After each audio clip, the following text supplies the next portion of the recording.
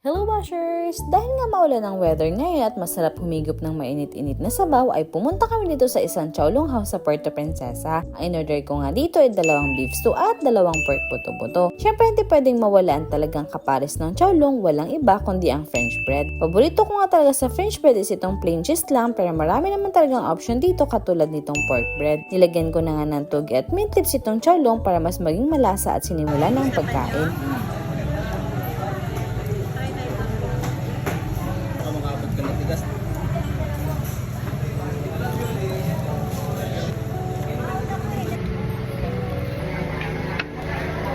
Dito nga pala kami kumain sa new location ng Stu Chowlong sa North National Highway, Barangay San Jose, malapit lang sa Catholic Church. Sabi nga nila, Chowlong daw ang comfort food ng mga Palawenyo tuwing umuulan. Ikaw, naniniwala ka ba? Comment ka lang sa baba and try nyo na rin dito. Thanks for watching. Yun lang. Bye!